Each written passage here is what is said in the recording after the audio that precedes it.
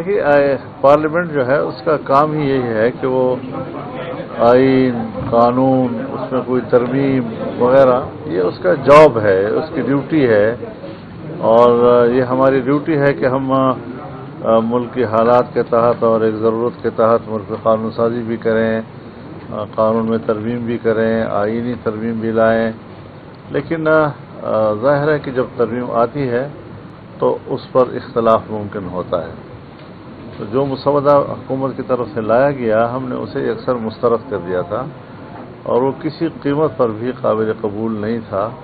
اس سے پارلیمنٹ کی توقیر ختم ہو جاتی، اس سے ہماری عدلیہ کمزور ہو جاتی، اس سے ہمارے تمام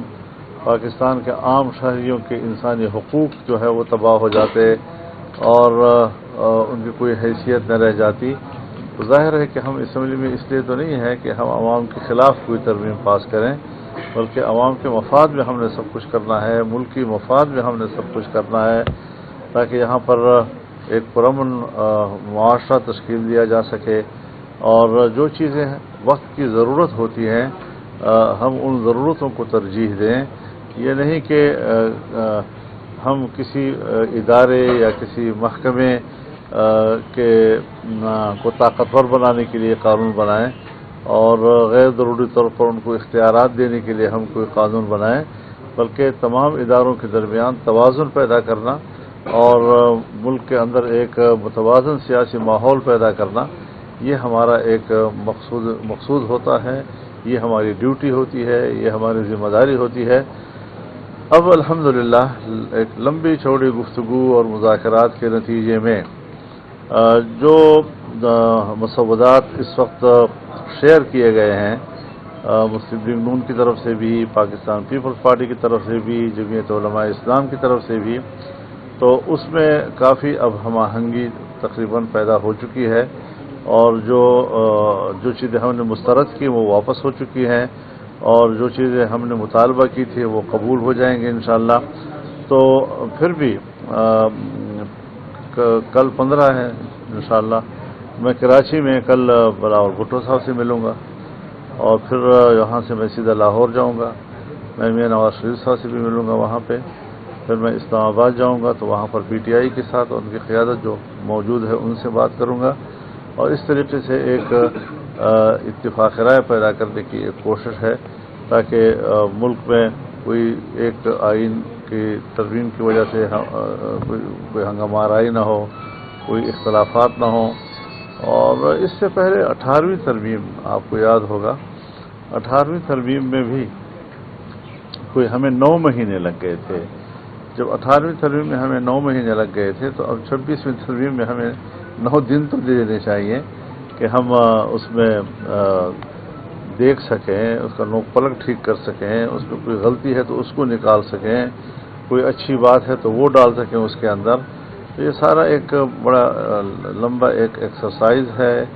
اس کے ہمیں ماضی میں بھی کافی تجربات ہیں۔ بعض دفعہ ہمیں کچھ چیزیں طے کرنے کے لیے، خارجہ پالیسی کے اصول طے کرنے کے لیے 6 مہینے تک ہمیں کمیٹی روم میں بیٹھنا پڑا۔ تو آج کیا مسئلہ ہے کہ ہم 1 مہینہ بھی دینے کو تیار نہیں ہیں، اور ایسی کوئی جلدی ہم پر مسلط کی گئی، لیکن ہم اس سے متاثر نہیں ہوئے، اور ہم نے کہا نہیں، جب تک کہ ہم اطمینان حاصل نہیں کریں گے اس وقت تک کوئی ترمیم نہیں آئے گی، اور اگر آئی تو ہم اس کو مسترد کریں گے۔ جی اب الحمدللہ بڑی محنت اور کوشش کے بعد ہم ایک اتفاق رائے کے قریب پہنچ چکے ہیں، اور آپ دعا فرمائیں کہ مکمل اتفاق رائے تک ہم پہنچ سکیں۔ ایک کر کے سوال کریں۔ احتجاج کرنے جا رہی ہے، اور یہ احتجاج اس وقت کر رہی ہے دنیا بھر سے ممالک کے لوگ پاکستان آ رہے ہیں۔ آپ کا ماضی میں کہنا تھا کہ ہم پی ٹی آئی کے ساتھ دیں گے، کچھ دنوں پہلے حال ہی میں آپ کی سابق ڈپٹی اسپیکر اسد عمر صاحب سے ملاقات بھی ہوئی ہے، کیا کہتے ہیں آپ اس حوالے سے؟ ملاقاتیں تو ہماری چلتی رہتی ہیں۔ میں نے ایک اپیل کی تھی کہ کوئی بھی مظاہرہ ہو، احتجاج ہو، اس کو شنگھائی تعاون تنظیم جو ہے اس کے سربراہان کے پاکستان کی سرزمین سے رخصت ہونے کے بعد تک ملتوی کر دیا جائے۔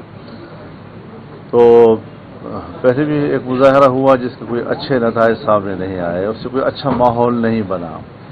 اور اب بھی جب مہمان یہاں پر موجود ہوں تو میں اب بھی پھر دوبارہ اپیل کروں گا کہ وہ ایسے موقع پر کوئی احتجاج نہ کریں. چند دن کے لیے مؤخر کیا جا سکتا ہے اور کوئی اتنی بڑی مشکل پیدا نہیں ہوگی اس سے. تو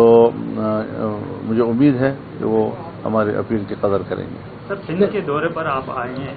تو میر کوکاز ڈویژن کا انتخاب کیا ہے، کیا سمجھتے ہیں اس وقت جو آپ کے آنے کی ضرورت پیش ہوئی، اور کیا مین کوئی پیغام دینا چاہ رہے ہیں آج اس دورے سے؟ دیکھیے 14 اکتوبر کو ملک میں 14 اکتوبر سے کبھی آگے پیچھے بھی ہو جاتا ہے. حضرت مفتی صاحب رحمہ اللہ کی یاد میں ایک کانفرنس منعقد کی جاتی ہے، تو کبھی ایک صوبے میں، تو کبھی دوسرے صوبے میں، تو کبھی تیسرے صوبے میں. تو اس دفعہ سندھ کی جماعت کا بڑا اصرار تھا، اور خاص طور پر میرپور خاص کی جماعت کا، کہ یہاں میں کافی عرصے سے نہیں آیا ہوں، تو یہاں آ کر اب یہاں کانفرنس منعقد کی جائے. تو یہ کانفرنس ہوگی، اور جب مفتی صاحب کے عنوان سے کانفرنس ہوتی ہے تو ان کی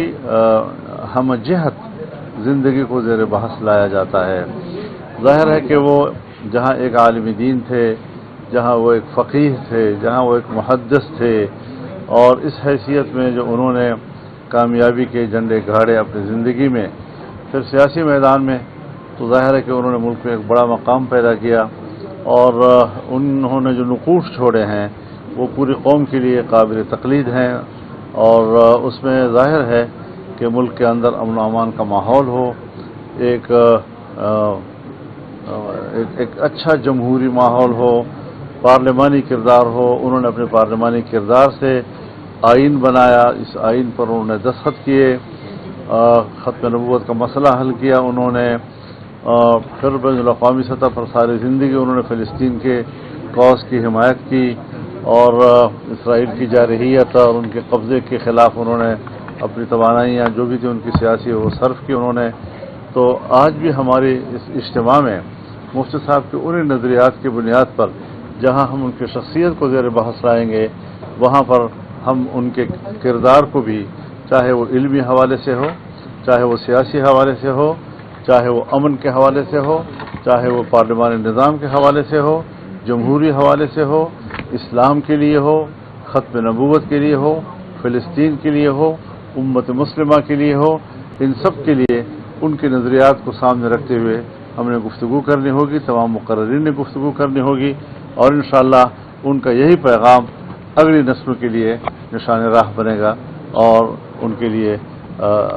اپنا مستقبل سنوارنے کا سبب اور ذریعہ بنے گا. بہت شکریہ جی، بہت شکریہ جی، تھینک یو ویری مچ جی، تھینک یو جی. آپ میں آئے ہو اور ادھر انتہا پسندی کی ایک لہر اٹھی ہے، اور ماروائے عدالت قتل ہو رہے ہیں توہین رسالت کے حوالے سے، اور کل اس کی رواداری امن ریلی بھی نکلی. ابھی یہ سندھ میں ایسا ماحول بن رہا ہے، اس حوالے سے آپ کیا کہیں گے؟ دیکھیے، ہم تو سوچتے ہیں کہ کہیں بھی انتہا پسندی نہیں ہونی چاہیے. مسلمان ایک ایسی قوم ہے کہ آج 1400 سال کے بعد بھی ہر چند کے آپ اس کو گئی گزرے ایک امت کہیں، لیکن رسول اللہ صلی اللہ علیہ وسلم کے ساتھ، کتاب اللہ کے ساتھ جو ان کی عقیدت ہے،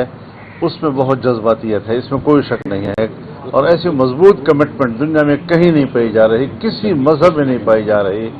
تو کچھ لوگ اگر اپنی رائے رکھتے ہوں اور ان کو پتہ ہو کہ مسلمان اس پر مشتعل ہوتا ہے، ان کو بھی انتہا پسندی نہیں کرنی چاہیے، ان کو بھی قانون کا احترام کرنا چاہیے. رسول اللہ صلی اللہ علیہ وسلم کے ناموس کو آئین میں تحفظ دیا گیا ہے، کیوں آئین کے اس حصے کا احترام نہیں کیا جا رہا؟ ہاں، اگر ایسا کوئی واقعہ ہو جاتا ہے تو جیسے آپ نے دیکھا کہ کوئٹہ میں پوری جمعیت علماء اسلام تھانے کے سامنے کھڑی ہو گئی تاکہ پبلک کو روک سکیں اور کوئی خود کارروائی نہ کر سکیں گی. لیکن جب اس نے پولیس کے سامنے بھی ایسی خرافات بکیں تو پولیس مین نے جذباتی ہو کر ان کو قتل کر دیا جی. تو اس طریقے سے کچھ ایک مافیا ہے ملک کے اندر جو مذہب کے خلاف ہے، اور ایسے مواقع پر وہ پھر مذہبی لوگوں کی کمزوریوں کو تو اچھالتا ہے، لیکن مذہب دشمن لوگوں کے حوالے سے ان کی انتہا پسندی کا نوٹس نہیں لیتا بلکہ انہیں سپورٹ کرتا ہے. تو اس جنگ میں ان کا رویہ بھی انتہائی قابل مذمت ہے